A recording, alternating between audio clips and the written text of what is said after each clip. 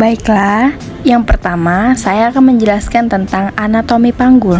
Passage atau faktor jalan lahir terbagi atas dua, yaitu bagian keras yang terdiri dari tulang panggul atau rangka panggul. Dan bagian lunak itu ada otot jaringan-jaringan dan ligamentum.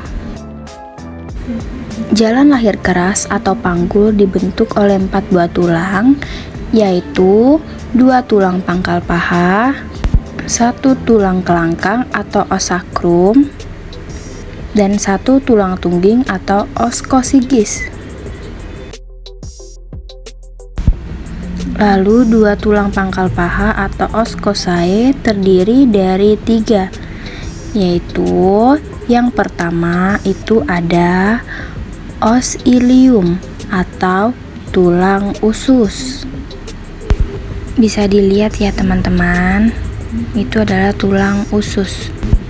Lalu ada yang kedua itu ada os sisium atau tulang duduk. Lalu yang ketiga itu ada os pubis atau tulang kemaluan. Lalu ilium terbagi menjadi 5. Yang pertama, pada pinggir atas os ilium yang tumpul dan menebal disebut crista iliaca.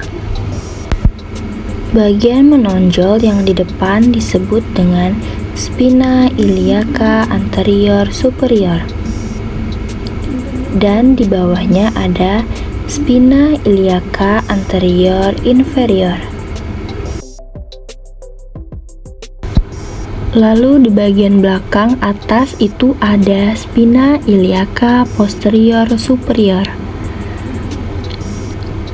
Dan di bagian bawahnya ada spina iliaca posterior inferior. Baiklah, kita kembali ke bagian depan lagi. Tulang duduk atau os isium terbagi juga menjadi yang pertama ada tuber ischiadicum, bagian bawah yang menebal. Dan pada os isium ada bagian yang menonjol disebut dengan spina ischiadicum. Baiklah, bisa dilihat bagian yang menonjolnya. Lalu ada incisura ischiadica major. Bagian ini adalah incisura ischiadica major. Lalu di bawahnya ada incisura ischiadica minor. Lalu bagian ini disebut dengan foramen, yaitu foramen obturatorium. Lalu ini adalah acetabulum. Selanjutnya pada os pubis itu ada 4 bagian. Yang pertama itu ada ramus superior.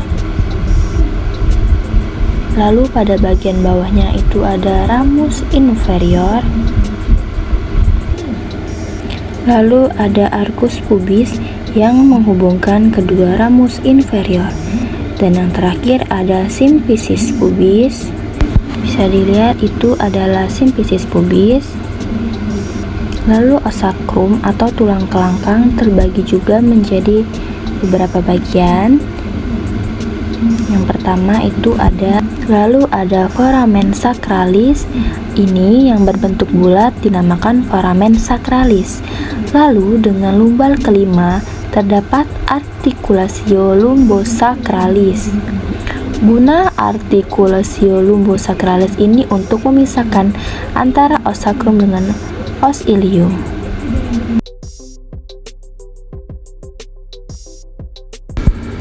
Lalu di bagian permukaan belakang pada bagian tengah terdapat cuat duri dinamakan crista sacralia. Lalu ada linea innominata atau linea terminalis, dan juga ada pinggir atas symphysis atau yang disebut dengan ramus. Lalu ada rongga tengah panggul yang termasuk ke dalamnya adalah spina ischiadicum. Pintu atas panggul disebut dengan inlet. Lalu ada pintu bawah panggul. Pembatas pintu bawah panggul adalah symphysis pubis dan arcus pubis. disebut juga dengan outlet. Baiklah, sekian dari pembahasan anatomi panggul dari saya. Terima kasih.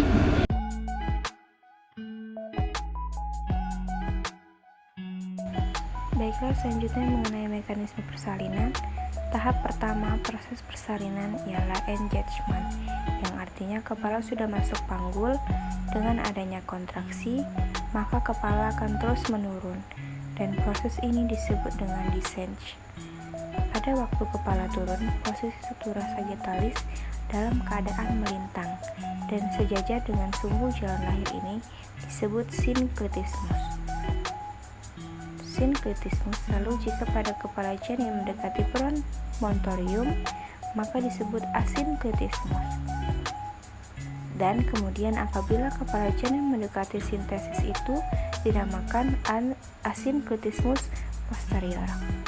Tahap selanjutnya adalah ketika kepala janin sudah mendekati spina ischiadica dan menyesuaikan jalan lahir, maka kepala janin akan mengalami fleksi, yang dimana fleksi itu dagu janin mendekati dada janin. Karena adanya kontraksi tadi, janin akan terus terdorong turun. Dan karena terhambat oleh oks kosikis, maka terjadilah putar paksi dalam karena janin menyesuaikan jalan lahir. Setelah terjadi putar paksi dalam selesai, maka kepala janin akan mengalami ekstensi. Ekstensi itu adalah kebalikan dari fleksi. Fleksi, dagu mendekati dada janin, sedangkan ekstensi adalah dagu menjauhi dada janin. Baiklah, bisa dilihat pada video ini, dagu janin menjauhi dada janin.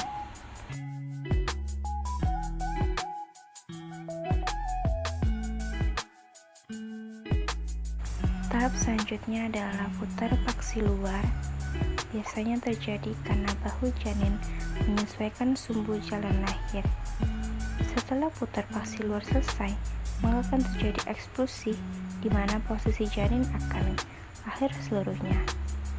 Posisi janin pada saat lahir bukan lurus, tapi seperti ini, bipariantal, terjadi eksklusi dan lahirnya janin. Baiklah, terima kasih.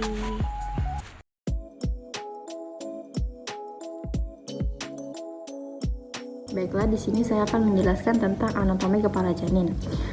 Di sini ada os orbita, tulang dahi, os zygomaticum, tulang pipi, os nasal, tulang hidung, dan os maxillaris, tulang rahang atas, dan ada os mandibularis, tulang rahang bawah.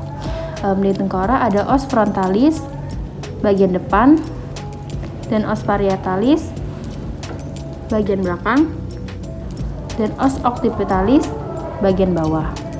Dan ada os temporalis, bagian samping, yaitu tulang pelipis kanan dan kiri.